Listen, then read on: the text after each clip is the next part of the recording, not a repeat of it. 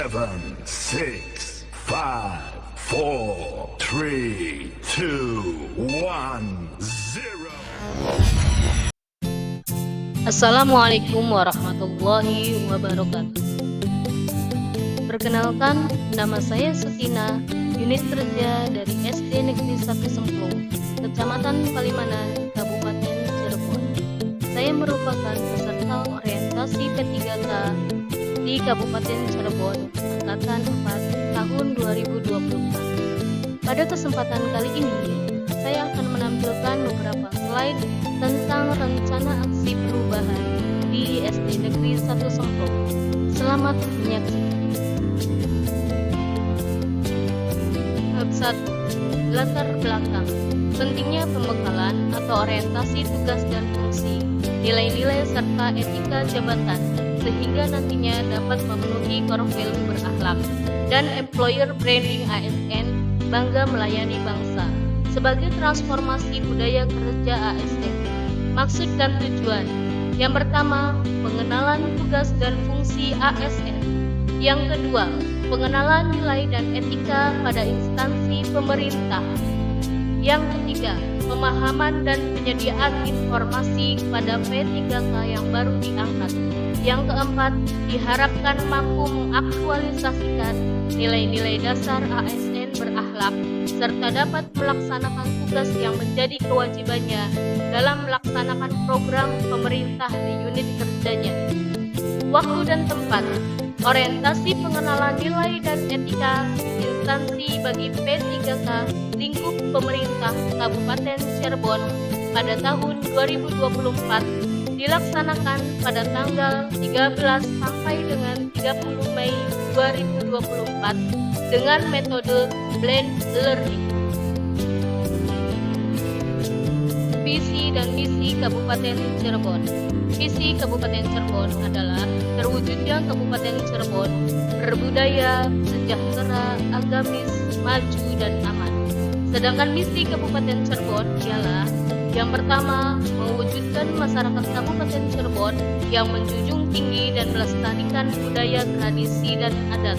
Yang kedua, meningkatkan kualitas hidup masyarakat melalui pemenuhan kebutuhan dasar manusia, meningkatkan kualitas pendidikan dan pelatihan, kesehatan, dan ekonomi.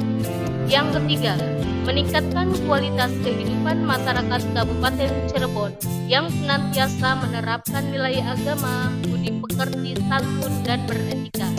Yang keempat, meningkatkan produktivitas masyarakat untuk lebih maju dan unggul sehingga menambahkan daya saing di pasar internasional dan regional. Yang didukung peningkatan kapasitas aparatur pemerintah daerah. Yang kelima, memelihara keamanan dan ketertiban umum untuk mewujudkan kondusivitas daerah guna mendukung terciptanya stabilitas nasional. Inilah dia bagan struktur organisasi Sekretariat Daerah Kabupaten Cirebon.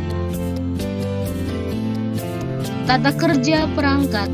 Yang pertama, Sekretariat Daerah mempunyai tugas membantu Bupati dalam penyusunan kebijakan dan pengordinasian administratif terhadap pelaksanaan tugas perangkat daerah serta pelayanan administratif.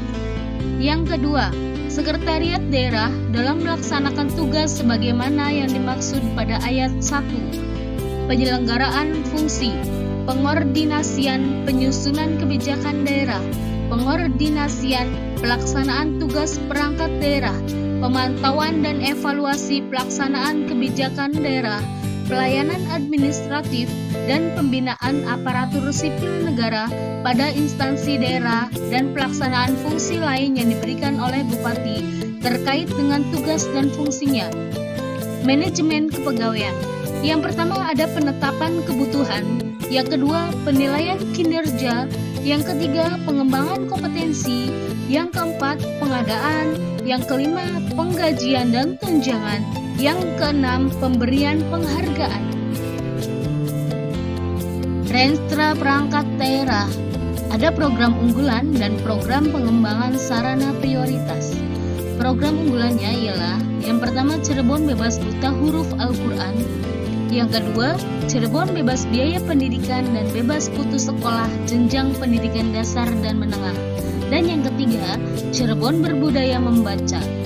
Serta program pengembangan sarana prioritas Kabupaten Cirebon ialah peningkatan kualitas pembelajaran, bantuan pendanaan peserta didik, penyediaan dan peningkatan mutu pendidik dan tenaga kependidikan, dan membangun sarana prasarana dan kelembagaan. Tugas pokok P3K Guru yaitu mendidik, mengajar, membimbing, mengarahkan, menilai, dan mengevaluasi. Serta fungsi P3K Guru yaitu yang pertama, fungsi instruksional, membuat perencanaan, kemudian melaksanakan program pengajaran. Yang kedua, fungsi education, yaitu mendidik peserta didik menjadi pribadi yang baik dan berakhlak mulia. Fungsi yang ketiga yaitu fungsi manajerial, yaitu manajerial lingkungan dan suasana kelas. Struktur organisasi sekolah SD Negeri 1 Semplo. Kepala Sekolah Ratna Saidah SPD SD. Guru kelas 1 Supriyatin SPDI. Guru kelas 2 Megawati Indah SPD. Guru kelas 3 Muhammad Rizky Dwi Tawakal SPD. Guru kelas 4 Wa'mun SPD. Guru kelas 5 Rosadi Siregar SPD. Guru kelas 6 Yuliasi SPD. Guru PJOK Awaludin Rizky Perdana Putra SPD. Guru PAI Sutina SPDI. Tenaga administrasi Abdul Hadi Hamidi. Dan penjaga sekolah Sukmadi. Inilah dia rencana hasil kerja P3K selama 5 tahun yang akan datang. Di sini saya akan menerangkan 9 rencana hasil kerja. Kegiatan yang pertama yaitu menyusun rencana pembelajaran yang berdiferensiasi dan KSE. Tujuan kinerja untuk meningkatkan efisiensi dan efektivitas pembelajaran. Indikator pencapaian, ketercapaian efektivitas pembelajaran. Waktu pelaksanaan selama bulan Mei sampai Juni 2025. Kegiatan yang kedua, melaksanakan pembelajaran dan bimbingan. Tujuan kinerja menciptakan situasi belajar yang optimal dengan memfasilitasi, membimbing, dan melatih peserta didik. Indikator pencapaian, ketercapaian situasi belajar yang optimal. Waktunya Juli 2023 sampai Juni 2025. Kegiatan yang ketiga, evaluasi proses dan hasil belajar. Tujuan kinerja untuk mendapatkan umpan balik kegiatan pembelajaran. Indikator pencapaian, ketercapaian dalam umpan balik pembelajaran. Waktu Juli 2025 sampai Juni 2026. Kegiatan yang keempat, inovasi pembelajaran. Tujuan kinerjanya meningkatkan efisiensi dan efektivitas pembelajaran. Indikator pencapaian meningkatkan efisiensi dan efektivitas pembelajaran. Waktunya dari bulan Juli 2026 sampai Juni 2027. Kegiatan yang kelima, proyek profil pelajar Pancasila. Tujuan kinerja meningkatkan pemahaman siswa tentang penerapan pembelajaran di kehidupan sehari-hari. Indikator pencapaian, ketercapaian pemahaman dan penerapan pembelajaran di kehidupan sehari-hari.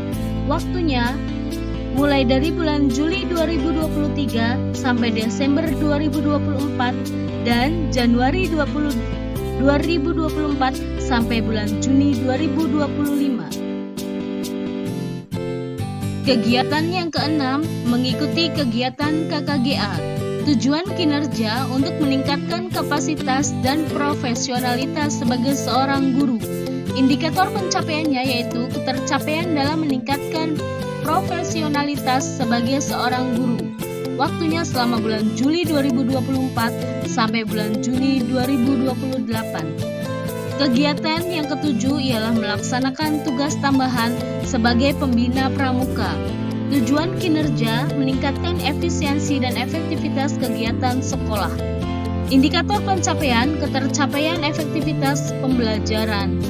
Waktunya dari bulan Juli 2023 sampai Juni 2028. Kegiatan yang ke-8, mengikuti diklat mengajar. Tujuan kinerja meningkatkan kualitas diri sebagai seorang pendidik. Indikator pencapaiannya ketercapaian kualitas diri sebagai seorang pendidik. Waktunya selama bulan September 2023 sampai Juni 2024. Kegiatan yang ke-9 yaitu melaksanakan program Hati Beriman dengan akronim bersih, sehat, asri, indah, dan nyaman dengan penghijauan lingkungan sekolah. Tujuan kinerja mewujudkan lingkungan sekolah yang bersih dan asri, meningkatkan kepercayaan diri murid agar terlibat aktif dalam proses pembelajarannya, melatih keterampilan berinteraksi sosial melalui program Sehat, Asri, Bersih, Indah, dan Nyaman atau Hati Beriman. Indikator pencapaiannya ketercapaian menjadikan lingkungan sekolah yang asri, sehat, bersih, indah, dan nyaman. Waktunya dari bulan Mei 2024 sampai bulan Juni 2028. Berikut saya akan memaparkan tentang rencana hasil kerja P3K selama 5 tahun yang akan datang. Bersama saya Sutina SPDI, Guru PAI dari SD Negeri 1 Semplo, Kecamatan Palimanan, Kabupaten Cirebon. Nama program yang akan saya usung yaitu Hati Beriman dengan akronim Sehat, Asri, Bersih, Indah, dan Nyaman. Latar belakang dari program Hati Beriman adalah Hati Beriman sendiri akronimnya adalah Sehat, Asri, Bersih, Indah, dan Nyaman. Kegiatan yang dilatar belakangi berdasarkan visi dan misi yang telah dibentuk pada tahun 2023 sampai 2024 pada sekolah kami yaitu SD Negeri 1 Semplo, yakni ingin mewujudkan sekolah hijau atau sekolah yang peduli pada lingkungan, sehingga menjadi asri dan nyaman bagi anak didik untuk belajar.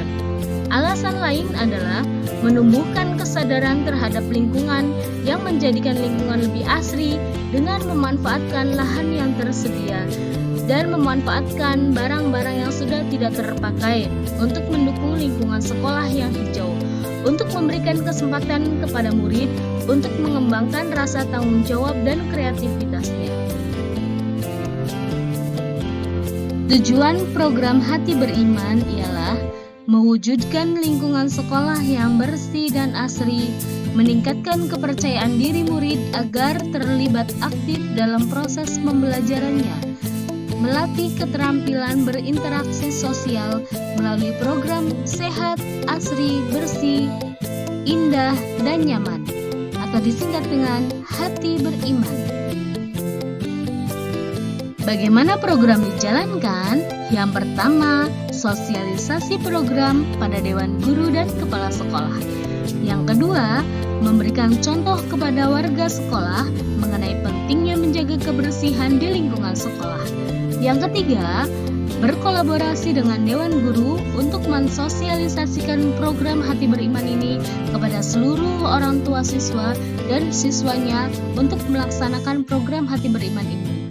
Yang keempat, pada program ini siswa diberi kebebasan untuk membawa satu jenis tanaman yang dibawa dan nantinya tanaman tersebut akan ditanam di area sekolah dengan memanfaatkan lahan di daerah sekitar sekolah. Yang kelima, siswa diberi kebebasan untuk menentukan media tanam pada wadah tanaman yang berasal dari barang-barang bekas. Dan yang terakhir, jenjang waktu yang dibutuhkan sekitar 1 tahun sampai 5 tahun yang akan datang, karena program Hati Beriman ini adalah program jangka panjang. Capaian dan hasil yang diharapkan. Capaiannya ialah tumbuhnya rasa percaya diri murid untuk saling berinteraksi, terciptanya karakter kemandirian dan kreativitas murid, terwujudnya kepedulian murid terhadap lingkungan sekitar. Dan hasil yang diharapkan dari program Hati Beriman ini ialah murid dapat mewujudkan lingkungan sekolah yang bersih dan asri. Murid lebih percaya diri dan terlibat aktif dalam proses pembelajarannya. Murid mempunyai keterampilan berinteraksi sosial melalui program sehat, asri, bersih, indah, dan nyaman, atau disingkat dengan Hati Beriman. Sumber daya yang dimiliki. Di sini kami mempunyai 3 modal. Yang pertama adalah modal manusia. Modal manusia terdiri dari kepala sekolah, murid-murid, dan dewan guru. Kemudian yang kedua ada modal fisik. Modal fisik sendiri terdiri dari ruang kelas, lahan kosong, dan tembok sekolah. Kemudian yang ketiga ada modal sosial. Modal sosial adalah adanya komunikasi dan kolaborasi yang baik antara kepala sekolah, guru, dan murid. Tantangan yang dihadapi dan rencana solusi. Tantangan yang dihadapi dalam menjalankan program Hati Beriman ini ialah program Hati Beriman ini membutuhkan banyak pihak yang terkait untuk mensukseskan jalannya program, sehingga ada rasa kekhawatiran di sini. Rasa khawatir jika programnya tidak bisa berjalan sesuai dengan yang direncanakan. Kemudian, keadaan lahan dan bangunan perpustakaan yang ambruk sehingga banyak ditumbuhi rerumputan yang tinggi dan merambat. Dan rasa kurang semangat dari rekan-rekan guru dalam mendukung jalannya program Hati Beriman ini. Nah, bagaimana rencana solusinya? Yang pertama, saya akan berkoordinasi, berkolaborasi, dan mensosialisasikan dengan warga sekolah, orang tua siswa, masyarakat sekitar untuk mensukseskan dari program Hati Beriman ini. Yang kedua, harus rutin dalam pemeliharaan. Dan yang ketiga, memberikan contoh untuk tampil di depan sebagai penyemangat dari rekan-rekan guru dan siswa. Rencana evaluasi. Rencana evaluasi program yang akan dilakukan adalah yang pertama, melibatkan warga sekolah secara langsung dalam memberikan umpan balik terhadap program sekolah yang dilakukan sekitar 1 bulan sesudah berjalan. Kemudian, memberikan kesempatan kepada murid untuk merefleksikan dan mengevaluasi program Hati Beriman ini setiap akhir atau dalam 1 minggu 1 kali dalam pelaksanaan program Hati Beriman ini. Inilah dia dokumentasi kegiatan program Hati Beriman dan pembelajaran yang berdiferensiasi dan KSE.